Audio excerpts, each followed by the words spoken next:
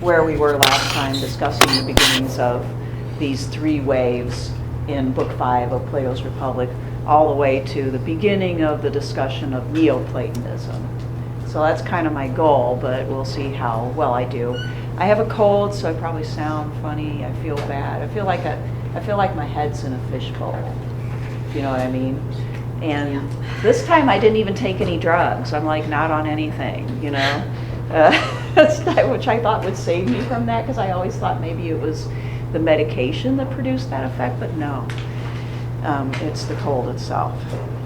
So anyway, we talked quite a bit about the inclusion of women he proposes in the top two classes, really, but it initiates with the soldiering class. We didn't really get to talk too much about the full communism and eugenics, so I want to just briefly revisit that a bit. Remember that the reason for the full communism, which includes communism even of people and you know, the common breeding and raising of children, has to do with getting away from any sense of personal private ownership so that these people can supposedly concentrate completely on the common good. Some people are particularly disturbed by the suggestion of breeding, which occurs, and which we call eugenics, you know, the science of breeding, which occurs in this proposal when he talks about how these people will not mate for life, they won't have permanent relationships, and what mating does happen prior to some age when procreation is no longer possible will be directed by the state. So until a woman is no longer able to get pregnant, the state will tell her and all the males, you know, when to get together and to try to have a baby. And so the whole purpose of their liaisons, let's say, which they call sort of temporary marriages, will be to produce children. And they've got a really elaborate scheme for avoiding, hopefully, interbreeding, which they did understand a little bit about. And maybe most controversially of all, they practice what sounds very much like the Spartan practice of infanticide. So they say if an infant is born defective, they'll expose that infant. Okay. Whereas previously, remember in the myth of metals, they'd said, well, you know, if somebody is born who doesn't belong in that class, then they get demoted or they get raised up. So many people have wondered, well, what's that all about? Why is there suddenly this proposal for killing those infants that don't fit or are defective somehow? There are many different answers that people have tried to give to this question and to explain this whole proposal, which is really odd. And I have my own theory, which is I don't take this at all literally, since it doesn't it's not replicated in any other Platonic dialogue, okay, these proposals. But I remember that he's also developing the image of the just soul. And if that's part of what's still going on, if we carry that analogy into Book 5, then even at this point where he's talking about these marriages and, you know, men and women being together in these top two classes and marriages and the birthing of children, he's also talking about things that happen in the individual human soul. And from other dialogues, there's fairly frequent mention of Socrates as a midwife, somebody who helps others give birth, that some of those, the giving birth to ideas is what he's talking about through the occupation of philosophizing.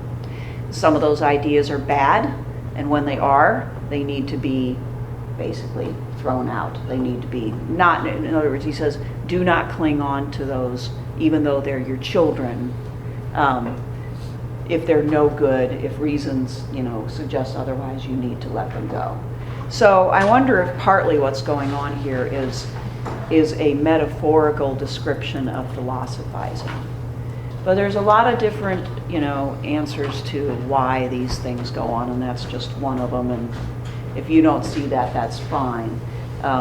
The way that I just described of understanding this is allegorical, okay? And so that is something important to remember, that whether we can read this allegorically or not, allegorical readings are an important concept for understanding Plato and moving forward into any discussion of Neoplatonism as well. So there may be multiple levels. It may be that he's proposing two different things at once. Maybe he's playing around with the idea of what it would take to build a perfect city. Maybe he's questioning whether that's desirable at the same time.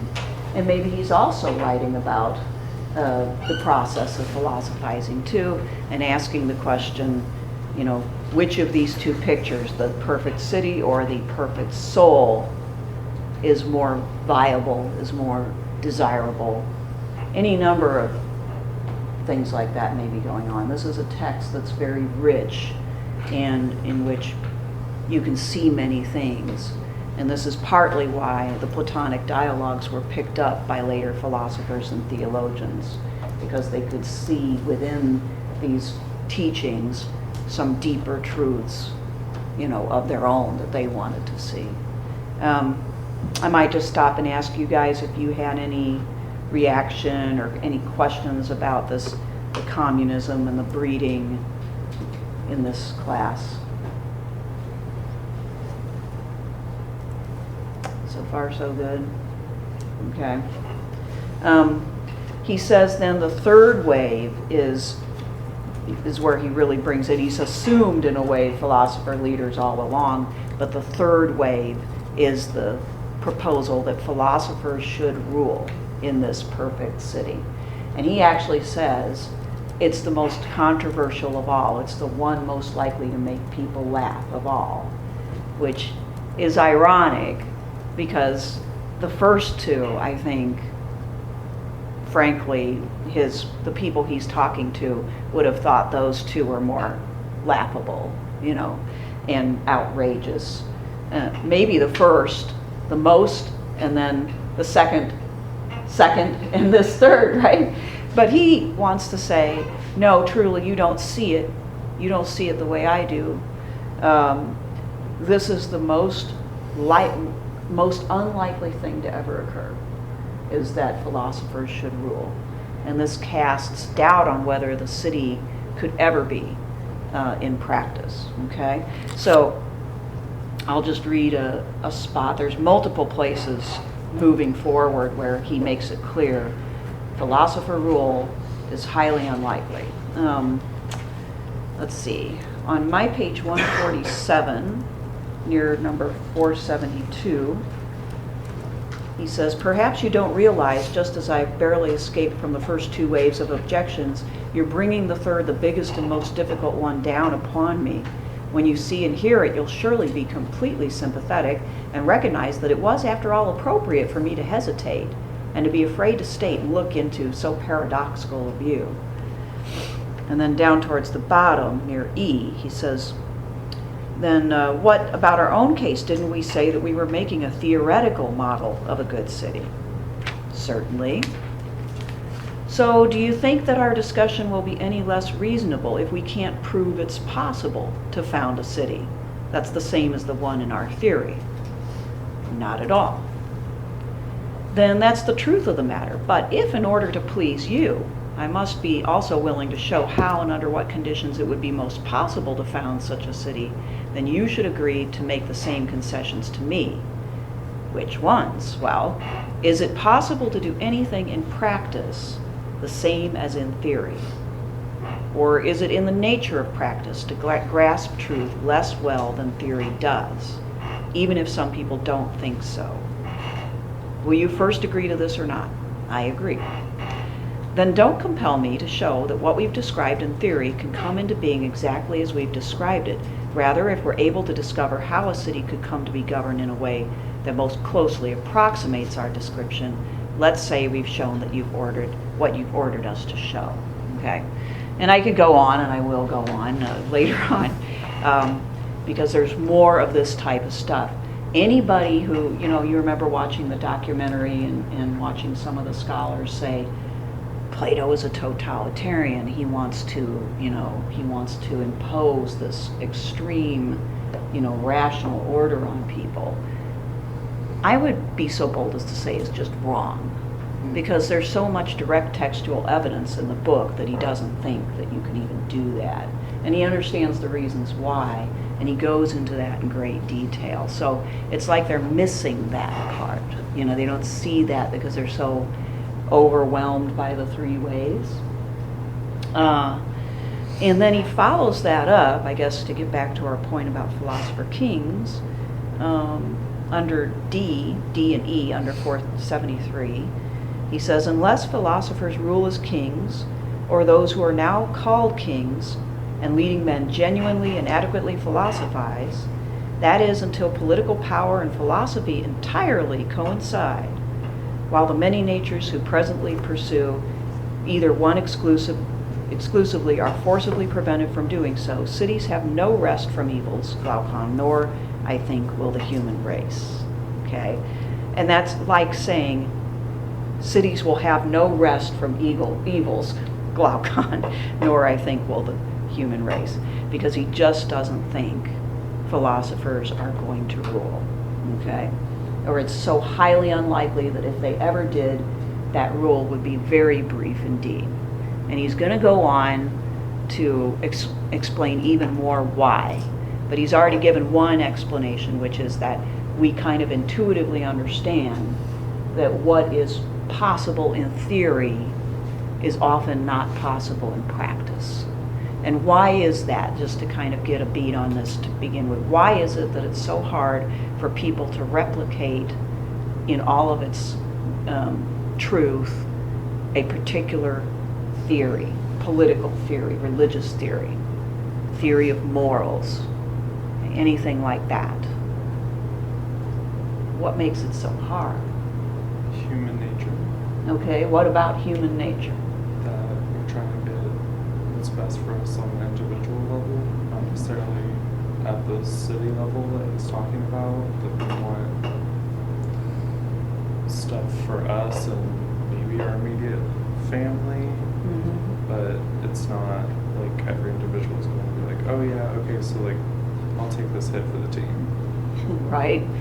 Self-interest, right, is often considered a big part of human nature. And a lot of idealistic theories butt up against that and try to push it back or try to kind of reason it out of existence somehow.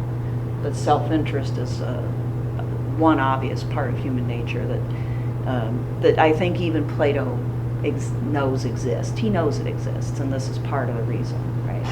There's something else in human nature which many people don't want to recognize as a separate entity anymore.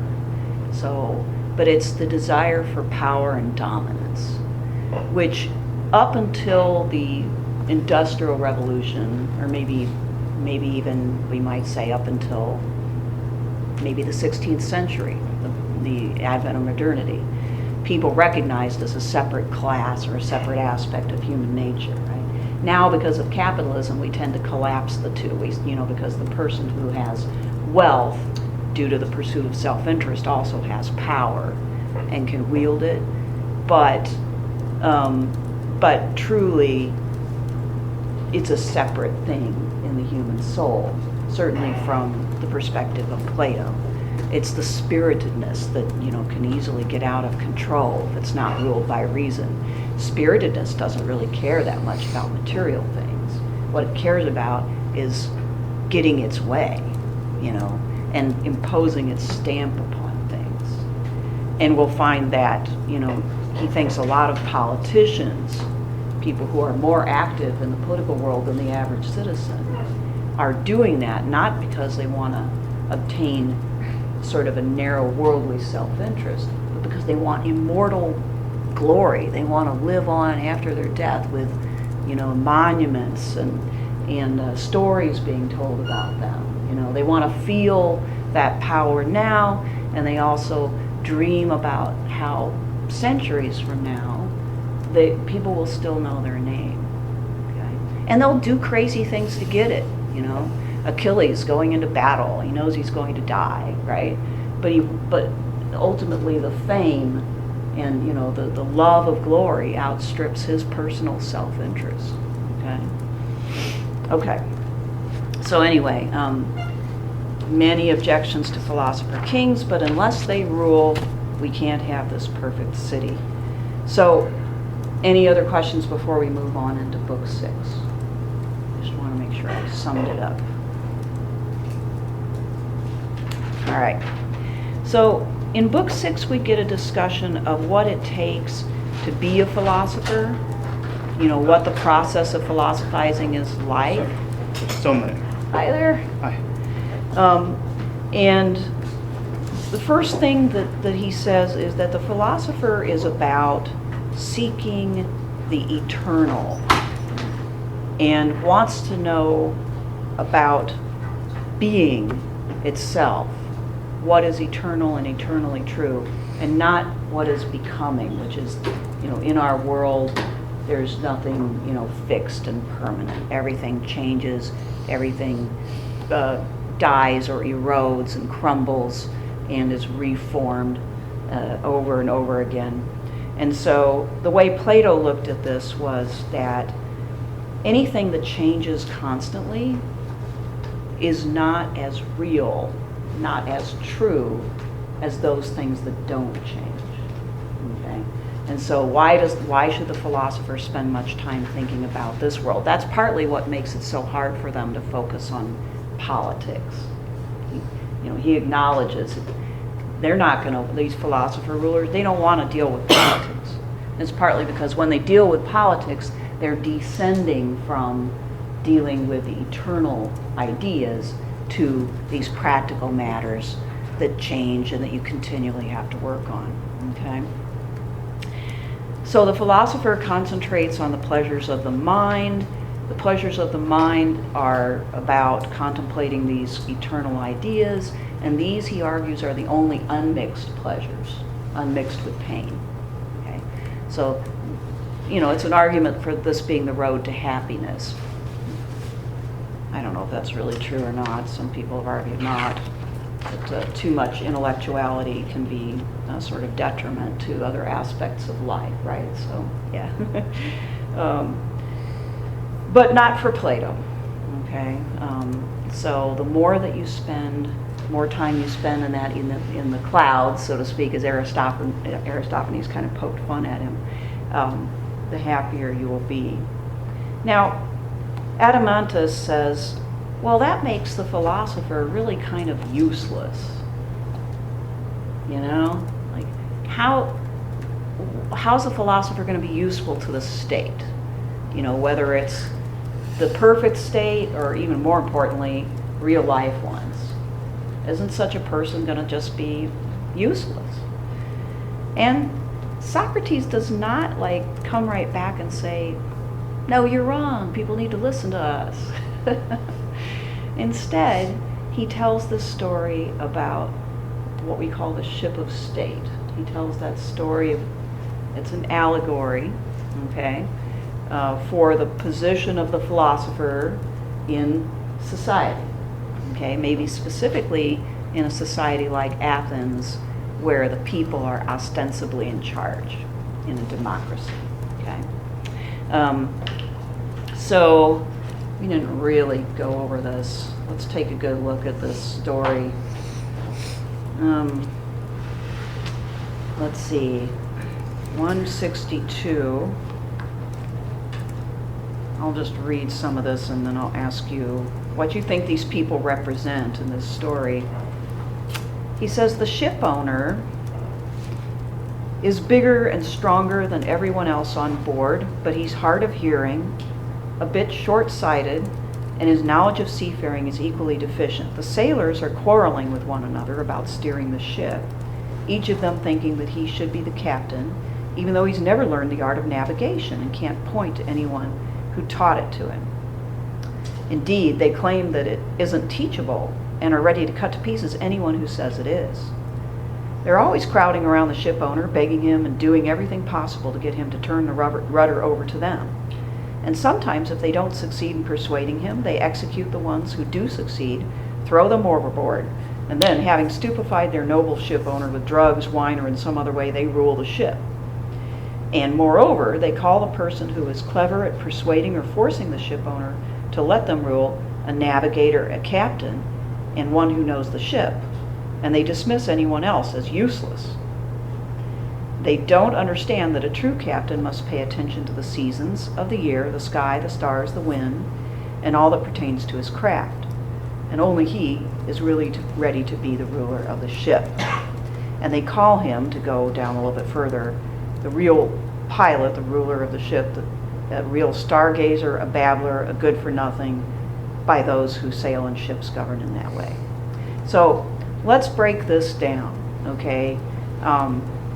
Who or what is the ship owner, who the sailors try to wrest power from and get drunk so that they can steer the ship? Philosopher. Those also kings. Huh? No? I thought it was No, just the ship owner. state. I guess the ship is the state, but like, so that this ship owner is the state.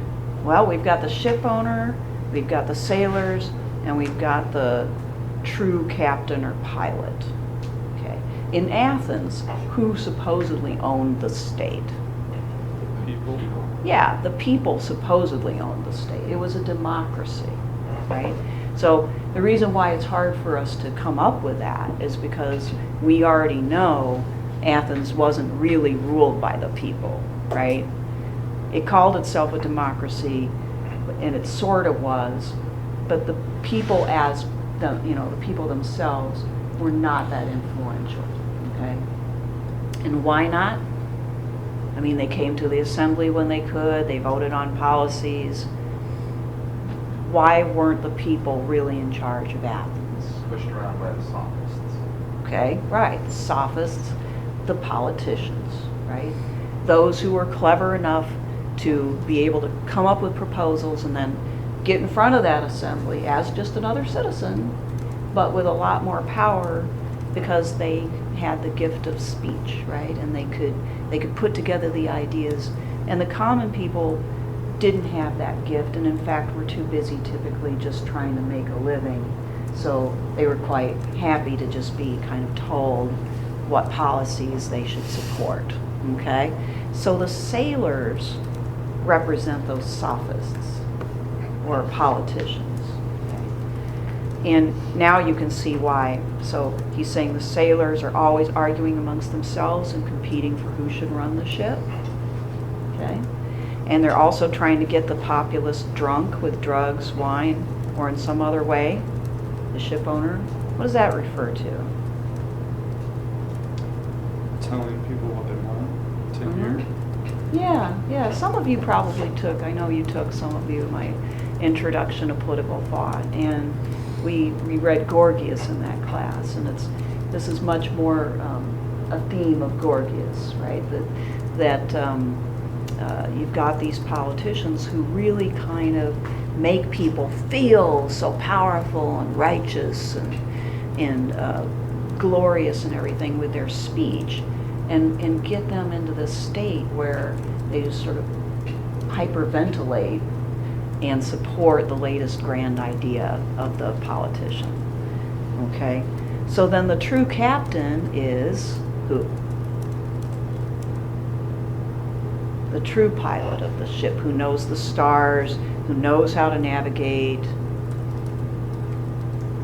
Philosophers. Yeah, the philosopher, he's acknowledging there, would be the guy who would really know how to govern if he was in charge, or she. Because he or she knows all of the crafts, all of the things that pertain to actually running the ship. What separates the philosopher from the sophists? He wanted to try to separate himself from this on the basis of, first of all, the goals. He said the goal of the sophist is actually explicitly power and control. That's how the sophists sold themselves. Whereas the goal of somebody like Socrates or Plato was justice, right? Understanding what justice is and what good is. So there was a moral difference that they tried to make between the two, okay? Also, the sophist wants power because of that, right? He wants to have that concrete political power, whereas repeatedly Socrates says, I'm very dubious about that. I think, possibly. In fact, the myth of at the end of the dialogue really questions whether anybody who is a politician can go to heaven, so to speak. Whereas the philosopher is very likely to go. So now, other people did not, at his time, didn't necessarily distinguish between the two, because they all put themselves up as wise teachers, people who knew a lot and wanted to teach other people what they knew, right? But there's this moral distinction he tries to make, okay? And so he, by the way, he's all alone, he's being called names. This is kind of similar to what we would call anti-intellectualism today, which tends to be particularly predominant in democracies, where the intellectual is sort of seen as an elite figure who wants to impose highfalutin ideas on common people who cannot quite understand them, and it feels like a class distinction, right? And so he's describing that here in this way, that there's even a hostile reaction to such a philosopher because there's resentment that they know more than, say, the ship owner knows as the people. Whereas the sophists are going to pretend that they're one of the people, okay? Meanwhile, they're going to appeal to their base self-interest as well as their desire for glory, which they can't achieve on their own, but they can achieve as a collective whole through wars and through the making of monuments and things like that, right? So the sophists might be smarter than the average Athenian, but the average Athenian's not going to feel it as palpably as if they're being lectured by somebody like Socrates, okay? This is the way he sees his situation. This is the way Socrates sees his situation and why he explains that he has no political influence. And notice that the true navigator doesn't try to devise some sort of plot to take the ship back over. It's not possible anyway. Besides, he's probably too busy actually gazing at the stars and, being a philosopher. So there's that story, and that is a story that adds to what I've already been talking about, the many objections to philosophers ruling. People don't want them. They think of them as elitists, as people who know too much. In our parlance today, you can't sit down and have a beer with Socrates. He might argue you into, you might drink too much because he will argue you down. And there's other ways in which he expresses this. Let's see, this impossibility of the philosopher's ruling. Here's a place that deals with the sophists. On page 165, near number 492, he distinguishes between philosophy and the sophists here. He says, now, I think that the philosophic nature, as we defined it, will inevitably grow to possess every virtue if it happens to receive appropriate instruction. But if it is sown, planted, and grown in an inappropriate environment, it will develop in quite the opposite way, unless some God happens to come to its rescue. Or do you agree with the general opinion that certain young people are actually corrupted by sophists? That there are certain sophists with significant influence on the young who corrupt them through private teaching? Isn't it rather the very people who say this who are the greatest sophists of all, since they educate most completely, turning young and old, men and women, into precisely the kind of people they want them to be? Okay? So there he's talking about his direct opponents in Athens, right? He's selling himself. He's not taking tuition, but he's, promoting what he does as, being a teacher of wisdom. And he gathers students to himself and he tries to influence them. But these sophists do the same. They usually charge tuition, and their promise is, I will make you a powerful, wealthy person or a politician or some such thing as that, and you will have what you want, right? And so it's ironic that what was Socrates charged of? Corrupting youth. Yes, that's right. One of the main charges against Socrates that led to his death was precisely that was often leveled at the Sophists, right? And in a way, it was still true because by the traditional standards of the day, Socrates often was teaching things that, that the elders would not want young men to learn, whether it was questioning the traditional notions of the gods, which he was also charged with, or whether it was actually disregarding, like political fame or some other form of, political or social power. So he did do some corrupting of the youth from the point of view of his own society's standards and norms. But he saw the Sophists as doing that because they taught people, in his view, to be immoral, to be selfish, okay? If you could overcome a variety of objections, you'd still have the problem that the philosophers don't want to actually take up rule themselves. So even if you could get rid of the problem of the people and the politicians, you'd still have to try to persuade these philosophers. And remember, when he talks about the philosopher rulers, he says they're going to have to take turns ruling because it's just not fun, right? They'd much rather be up in the heights doing the philosophizing. But on page 169, which is near 496, he goes into something that kind of corroborates my theory about the births in the book 5. Again, he's talking about the difference between sophists and philosophers. And he likens it to different types of unions between males and females. He says, don't you think that a man of this sort, which is like the sophist, looks exactly like a little bald-headed tinker who has come into some money and has just been released from jail, taken a bath, put on a new cloak, and gotten himself up as a bridegroom, and is about to marry the boss's daughter because she's poor and abandoned? They're exactly the same, says Adeimantus. And what kind of children will that marriage produce? Won't they be illegitimate and inferior? They have to be. What about men who are unworthy of education approaching philosophy and consorting with her unworthily? What kinds of thoughts and opinions are we to say they beget? Won't they truly be what are properly called sophisms, things that have nothing genuine about them or worthy of being called true wisdom?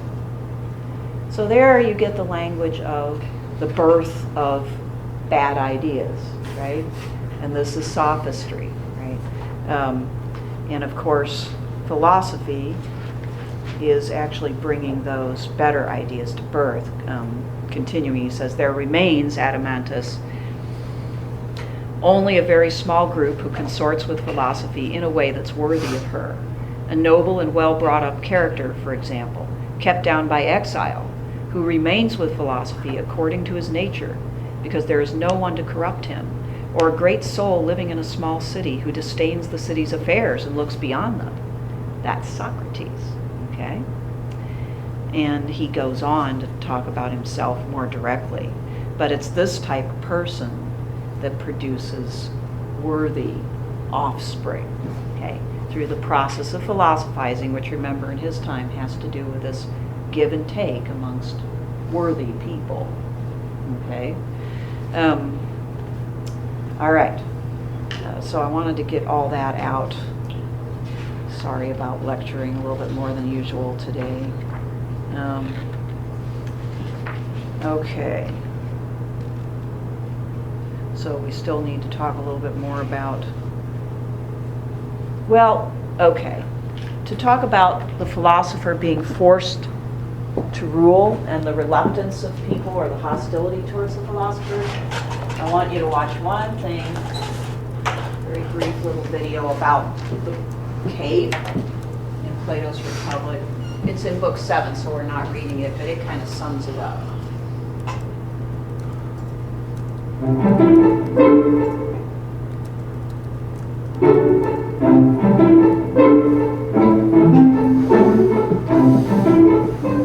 The ancient Greeks were emphatic that philosophy was not just an elaborate abstract exercise.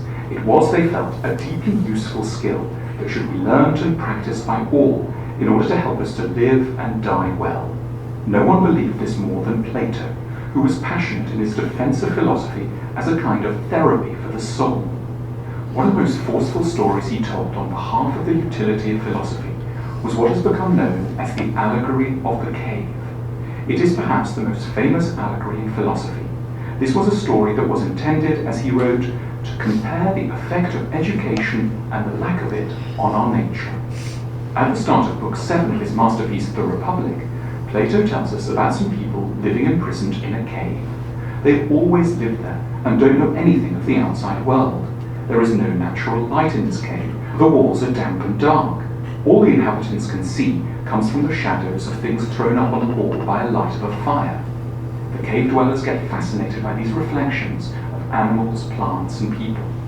Moreover, they assume that these shadows are real, and that if you pay a lot of attention to them, you'll understand and succeed in life. They don't, of course, realize that they are looking at mere phantoms. They chat about shadowy things enthusiastically and take great pride in their sophistication and wisdom. Then, one day, quite by chance, someone discovers a way out of the cave, out into the open air. At first, it's simply overwhelming. He is dazzled by the brilliant sunshine, in which everything is for the first time properly illuminated. Gradually, his eyes adjust and he encounters the true forms of all those things which he had formerly known only as shadows. He sees actual flowers, the colors of birds, the nuances in the bark of trees. He observes stars and grasps the vastness and sublime nature of the universe. As Plato puts it in solemn terms, previously he had been looking merely at phantoms. Now he is nearer to the true nature of being. Out of compassion, this newly enlightened man decides to leave the sunlit upper world and makes his way back into the cave to try to help out his companions, who are still mired in confusion and error.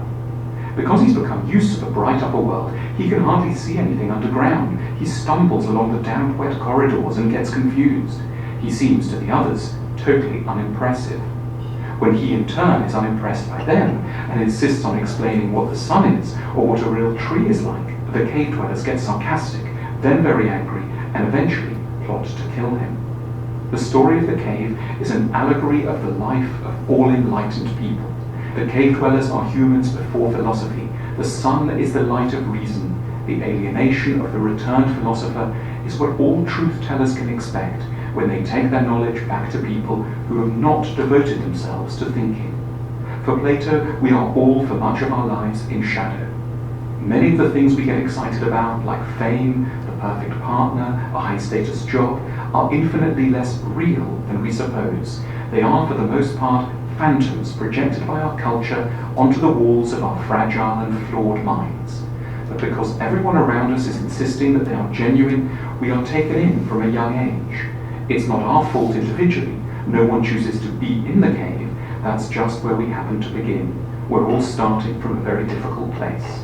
If, like the man in Plato's story, you bluntly tell people they're wrong, you get nowhere. You cause deep offense and may endanger your own life. Athens had, after all, recently put Socrates, Plato's friend, to death. Plato knew from close experience just what the cave dwellers might do to those who claim to know the sun. The solution, Plato says, is a process of widespread, carefully administered philosophical education, by which he understood the method of inquiry pioneered by Socrates and known to us as the Socratic method. It's a very gentle process. You don't lecture or harangue or force someone to read a particular book. You just start with a general declaration of intellectual modesty. No one knows very much. It's always good to insist. And wisdom starts with owning up to ignorance. Confess that you don't know exactly what the government should do, what war is meant to achieve, or how good relationships work. You then get the other person to say what they think, and gradually together you investigate the answers. Most likely, the other person will be confident, or rather painfully, overconfident. They may tell you it's all quite simple, really, and everyone knows the answer already. You must be supremely patient with this kind of bravado. If they go off topic, you must cheerfully double back. You must take a lot of time and be ready to have chats over many days. This method of talking is founded on a lovely confidence that with the right encouragement, people can eventually work out things for themselves and detect errors in their own reasoning if you carefully and quietly draw their attention to tricky points and don't cast blame or ever get annoyed. You never teach anyone anything by making them feel stupid, even if they are at first. We have all started in that cave, but it is Plato's deepest insight that we don't have to stay there, and the road out is called, quite simply, philosophy. This is the sun whose light we can follow, and by whose rays the proper nature of things can become clear. If you enjoy the films on this channel, you might want to hear about another smart, insightful channel. By the way, the School of Life is really good. If you're not already subscribing to it, you should. I really like it. Okay, so that is one of the more, I don't know, it's probably the most famous story from Plato's Republic, and one of the better spots in where he actually discusses the limitations of the philosopher. He feels compassion, it's the right thing to do to go back and to try to sort of extract people from their own illusions and their misplaced values and things like that. But what he gets is not only, no, we don't want to hear you, but we'd kill you if we possibly could, outright hostility. And so instead, he learns he has to be very careful. And so, Socrates' approach really was to find a few people and to spend a great deal of time with them and to foster their knowledge in that way. We sort of look on that method today as inefficient, and yet when you think about it, his method has had a world-changing impact on the world, because those few people that surrounded him then, did the same thing, and that influence grew. Okay, so we've got maybe 5 minutes or so left. I want to just get into this discussion in Book 6 of the good, which is the ultimate goal of the philosopher. I should put my screen back up. The good, with a capital G, you might say, is the ultimate idea in the doctrine of ideas, which I briefly mentioned before, but this idea that there are sort of eternal forms or ideas. I think the book uses the term form, and is translated as form, but the Greek word comes very close to our word idea, and I think the reason why it often isn't translated that way is because we have certain connotations about ideas, that basically an idea is collapsed into an opinion, okay? And nobody wants you to go there, because the Platonic idea is something that truly exists apart from the human mind. It can be grasped by the human mind, okay, through philosophy, but it does not come from the human mind, okay? Which is kind of a mystical and mysterious idea. So we'll just say that right now. The good is the greatest of ideas, and it's the idea which illuminates all others, which makes it possible for us to understand the others. And he describes arriving at the good through, actually arriving at lower ideas first, right? Maybe you come to the point where you can glimpse the idea of justice, and from there you can then move on to the idea of the good. But you'll notice that Socrates doesn't give any account for how philosophers make that move from justice to knowledge of the good, because there's a certain point where he basically says, I can kind of try to describe it to you, but I can't give you the steps. You have to take them for yourself. And once you grasp it, you'll know you have it. Okay, so he, they say, hey, you want to tell us what you possibly can, and he reluctantly tries to communicate it by way of another, a metaphor of sorts. Okay, and he says that it is like the sun in the visible world. The good is in the intelligible world, as he puts it here, that which can be understood by intellect, as the sun is in the visible world, which goes along with the cave story that we just saw. Okay, like the sun illuminates the rest of the world so that you can see the buildings and the trees and the other people, and therefore you can comprehend what's around you. And if everything was in complete darkness, like have you ever gone to one of those caves where there's no light at all?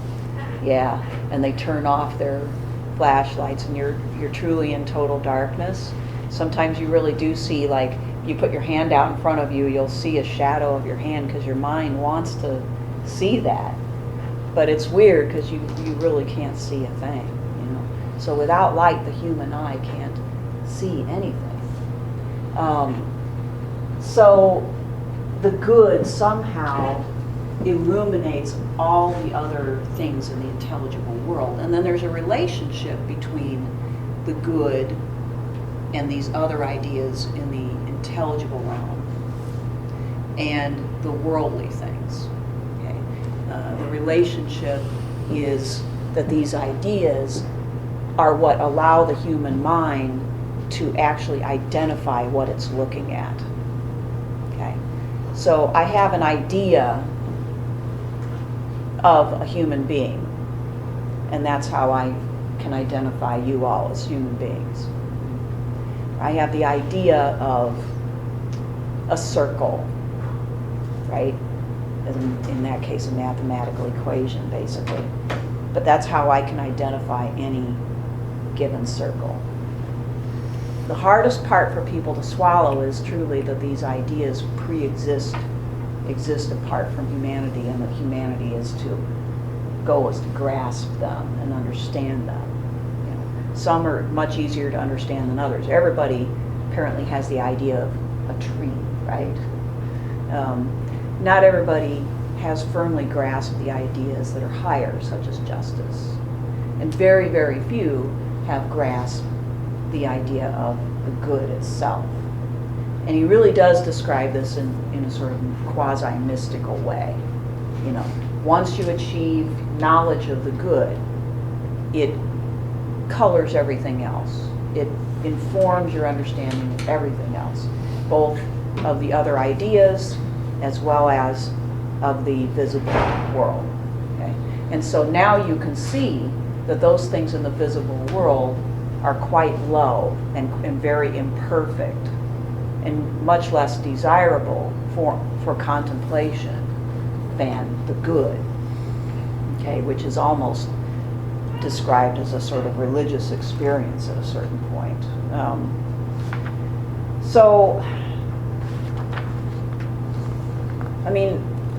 This is very hard for people to grasp, and again, scholars argue about what it is that Socrates/Plato is really trying to describe here. But what I can tell you, and I guess what's important for what we're going to discuss next, is that scholars or philosophers like Plotinus, who we identify as a Neoplatonic thinker, in fact maybe the father of Neoplatonism, looked upon teachings like this in religious terms. Okay? They drew a direct parallel between the idea of the good and some sort of God or cosmic force and all of that, right? And so Neoplatonism, some people say, misconstrued Plato and turned it into more of a mystical thing than it really was. Other people say the Neoplatonists got Plato right and extended his thought in a logical direction. Okay?